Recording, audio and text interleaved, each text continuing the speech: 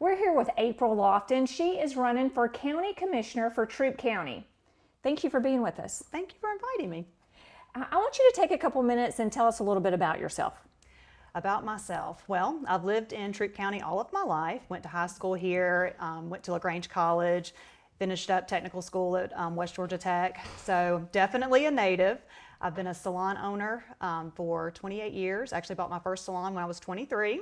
So that was a wild adventure, and just been, pounding it in ever since. So, what has encouraged you, or what caused you to want to run for County Commission? Yeah, that's a loaded question. I definitely say this is a path that God has put me on that I've been very reluctant to, follow through with. I've kind of fought it for about 3 years. Really, the turning point in my life was during COVID in March of 2020. And that was when, being a salon owner, I was in the category that got labeled non-essential. So at that point, a small group of people through local government, state government, and federal government decided to label my business non-essential. Whereas that didn't sit well with me, because every vape store, liquor store, whatever was open during that time. You could always go to Walmart, but you couldn't come in my business. And so that just that's kind of where my story just kind of started to really get some momentum after that. And then the Lord just really started leading me down a path that put me in an arena that I never thought I would be in, because me and politics, we don't typically mesh well together. So what is some experience that you think will lend well to being a county commissioner? Well, being behind a salon chair for 26 years, being able to connect with people, being able to talk to people, most of all, being able to listen to people. I was going to say, you probably heard a lot. I have heard a lot. I have played multiple roles. I have been doctors, therapists, counselors, being able to really just connect with people on a deeper level, because my profession allows me, to literally lay hands on people, and that's a different connection. I provide a safe environment for people, and I think that's what's happening in our community now, is that the constituents don't feel like they're being heard, and that's a tough place to be in. So just that background over the years of being able to be able to fill that position, I think it was weird. I never thought I'd see myself in this role, and so. He's been training me for a long time, I feel like. Well, I'm going to ask you a little bit about some votes that have happened recently, and get your opinion on them, or your position. So through the zoning for short-term rentals, there has been a vote that has limited the use of a house to be rented to 175 days maximum as short-term rental. And also, in order to apply for a permit, you have to own the home 3 years before you can apply for a permit for short-term rental. And also in that is there's a maximum of 12 permits will be approved per year. What's your opinion on this? Well, the first question I have about that is that when I read through the social media post of where this pretty much went viral, I would love to know who was on the citizen committee that was spoken to about the decision. I've been going to these board meetings, and I have been watching, and I've watched people apply for zoning permits and short-term rentals, and I've watched some be approved, some not be approved. But I'm very curious to know the list of people that were on the committee that was supposedly chosen for this decision and these ordinances. I believe in capitalism. I'm very confused at the details that they have in there with the number of days. You can only have one rental. I mean, like, that was on there. I mean, I was, Right. That is another restriction. Yeah, I mean, correct. I'm like, okay, who gave them the authority to tell you as an individual that you can only have one rental? That's not the country that I live in. So I'm shocked at some of the decisions that have been made recently. I'm just kind of sitting back and watching it kind of unfold on its own, to be honest with you. So if you're elected as commissioner, would you want to see that reviewed and perhaps changed? 100%. Okay. 100%. Okay. Another hot topic for the last year continues to come up is the privatization of our sanitation. Mm-hmm. So this is almost a year since it was put in place. So it should be coming up for a renewal, at least I think. I could. So what is your position and what do you think should be done at the end of the contract that's in place currently? Well, I will tell you, like I told LaGrange Daily News, I think that the sanitation decision woke up a sleeping giant in Troup County. It has ignited more people to be a lot more vocal than I think they have seen in the past. I have a lot of questions about exactly how, I think there needs to be a little bit more transparency about how things played out. I'm confused about bringing in another company from Dothan, Alabama versus our local CNC that we were using. Not saying that every company is perfect. Every company has their flaws. There's no way that you can be perfect. And, so expectations are going to be different on both avenues on that. But I'm curious to know why an outside company was able to come in and, take over and be in this contract. I also have an issue with them mandating garbage pickup in the rural area. I've lived in the rural area all my life. We've been perfectly content with going to our local, dump sites. And I have a lot of questions about that. I actually watched, some old footage of where they were discussing sanitation. I want to say it was probably back in 2012. And what I liked about that position that they put out there, and I really want to go back and look at the exact numbers that they put on there, but they were talking about redoing the equipment. They were talking about, the updates that needed to be done at each site that was there in the rural area.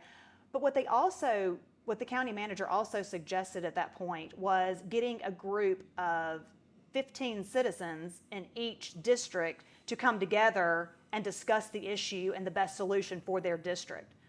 I'm like, okay, that's great. Where did this county, why are we not doing more of that? Mm-hmm. Why are we not getting more, citizens involved in these decisions? Because these ordinances get passed and these policies get passed and they could be in the work, say, a year ago or 6 months ago, but because we aren't constantly watching the government website, then it blindsides us and they're like, oh, all of a sudden you have, mandated trash pickup, curbside pickup.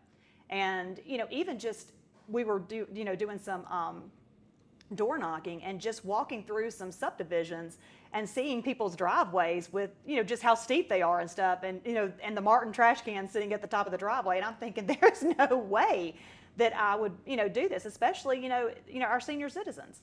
Mm-hmm. I think, I don't like the word mandate at all, because mandates are suggestions, they're not laws. And so I think that was a bold move. I think that was a bold move that has absolutely backfired. And so do you think that needs to be reviewed, that you would support opening that back up to looking at all avenues possible for sanitation? Absolutely. Absolutely. Okay, yes. Great. Another question I have for you is there has been some discussion around individuals wanting to build homes less than 1,000 square feet on their land in the county. Not developers coming in and do it, but an individual on land they own wanting to build less than 1,000 square feet, where the ordinance is 1,000 square feet minimum right now. Okay. Would you support a modification or approval for less square footage? So is that basically like tiny homes type things? Well, I mean, it's 1,000 square feet right now, but if someone only wants to build 800 square feet, right. that's single retiree, Right. So I've talked about this with other people. Yeah. As an investor, yeah. I would not go in and do that. Yeah. Put an acre, Mm-hmm. you have an acre of land, you have the expense of putting in a well, the expense of putting in a septic Right. tank, and then putting such a small home. I Right. personally wouldn't do it. Right. But if someone wants to do that on their own land, what is your position? Well, I think that's the reason why we have the opportunity to buy our own land too. I think that it needs to be, I would need to know more information about it. I would need to study that a little bit more. You're definitely in the real estate development, so that's definitely going to be a key point that you can focus in on. Those are things that I'm learning, but I still believe that landowners have the right to use their land the way they see fit. It goes back to the short-term rental things again. If you have a parcel of land that, a lot of people use short-term rentals to retire on. If I want to stop doing, hair one day and I want to invest in real estate, which any financial advisor will tell you that real estate is probably the best, safest investment that you can have. why would I not be able to do what I want to do with that? Of course, there has to be, guidelines where people won't go absolutely crazy on it for sure. But I think, once again, that definitely needs to be on a, case by case, ordinance, I guess, or project, I guess is a better way of putting it. Okay, and so with the development that is coming to Troup County, there is a lot of development in the city of LaGrange where there is infrastructure for that growth. Right. But as a county overall, is how do you welcome growth but preserve the character of our community? Well, I believe that progress to our current administration is build, build, build, build, build. That makes me a little concerned being in the rural area, especially being in District 2. It is extremely rural. I am concerned with the amount of infrastructure that has been coming into LaGrange. I feel like it's slowly creeping into the county area, and I think that makes a lot of county residents a little bit concerned for sure. I'm curious to know what the plan is after all of these things, get into place. Your roads, your education, are we prepared? Are our roads prepared for this type of growth to come in our community? Are our schools able? I mean, our schoolrooms right now are already, teachers are just slam packed with, between 30 and 35 students that it's hard enough for them to handle now. So these people have to be able to go somewhere. We have to be able to provide the proper maintenance on the county anyway. So I am a little concerned about it drifting into the rural area for sure. Okay. What is your opinion on collaboration, and what do you propose for collaboration between the cities and the county and the school system? So I believe that the future of our community is in the success of our schools. And that this election is so important because we are going to have a new superintendent and new school board members. And even though it is not your direct responsibility as a commissioner to affect the school system, do you see it as your responsibility as a citizen in our community and in leadership in our county to collaborate and influence to improve our school system? I think that's a great question. It actually has a lot to add to my story of why I'm in this position right now. I found myself shortly after the shutdown and everything with our companies and our businesses, being labeled non-essential. When I told you that the Lord started taking me on a different path and started leading me into directions, well, soon after that, I found myself in front of the school board fighting for my kids because 2 days before school started, they decided to mask our children again. That being said, our children that were athletes had been at the school all summer long, softball, volleyball, football. Everybody was running around doing a great time, having, whatever. 2 days before school starts, COVID's going to jump on them. We got to put their masks back on them. So we rallied up and went against the school board for that. I will tell you that I was extremely disappointed in the, actions of the school board at that time. We knew that they already had, I guess, a plan in place. But what I was more disappointed about the school board was that a representative during that time when I reached out, they told me that if I wasn't happy with the Troup County school system, that I always had the opportunity to homeschool my child or put them in private school. I thought that was a bold thing to say to a mom that's fighting for the future of their kids, not to mention the health of my child. So I think going in as a commissioner, that the communication between the 3 different areas of leadership needs to be wide open, and there needs to be a lot more interaction between the commissioners, council members, superintendent, and the Board of Education. I'm a mom fighting for my kids, and that's the heart behind what I'm doing this for. And at the end of the day, that's who I am. And to be told that as a parent from somebody who is in leadership, that I'll never forget getting off the phone with hearing that to a mom. That was pretty bold. Oh, yeah. Pretty bold. I mean, I'm just saying, that's pretty bold. That's pretty bold. Yeah. So I'm fighting for my babies. They're out of the school system now. They're grown. But still, if moms don't stand up and fight and parents don't stand up and fight, then what are we doing? Mm-hmm. I mean, really. I'm going to give you a couple of minutes to tell the public why they should vote for you, April. Why should they vote for me? Because I'm Obviously, the complete opposite of what is sitting in our current administration right now. I am totally being led by what the Lord is putting on my heart right now. I'm a mom fighting for my kids and their future and their children, their future. And, just an outlook of listening and connecting and putting faith back into leadership. This is not about position and power. This is about being a servant to your community. And that's very important to me. And I think there needs to definitely be a little bit of a role reversal. I think that term limits are a major issue. I mean, you've had 2 terms, multiple terms, 3 terms, and if you are still having the same issues come up with your constituents, the only way change is going to happen is if we vote it in. 24 is going to be one amazing year when it comes to local elections, state elections, and federal. I mean, this is where God is going to be moving big time. And it's going to be the hairstylists that stand up, the stay-at-home moms, the retired grandparents that are going to be running for these positions. And it's time for a whole different outlook that's coming into leadership right now.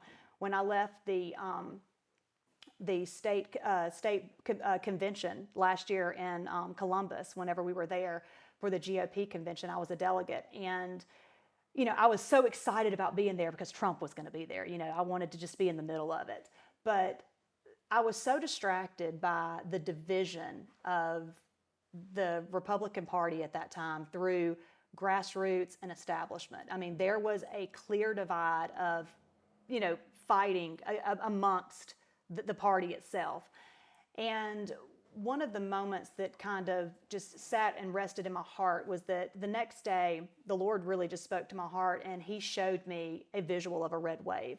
I've shared this story before at church, but when I saw that vision of that red wave, the Lord clearly spoke on my heart. He said, "You will see a red wave over this nation, but it will not be the Republican Party. It will be my anointed, chosen leaders that are covered in my blood." So that red wave was the blood of Christ that was going to be covering people like me and other, people that don't typically fit the political square. I'm not a politician. I don't ever want to be called a politician. I'm doing it for the future of my children and their families. And at the end of the day, they're going to know that their mom stood up and fought for them. So I think we've got some big changes coming in 24. This is a year to do it for sure. Well, April, I really appreciate you being with us today and sharing, and we look forward to hearing more from you. Thank you. Thanks.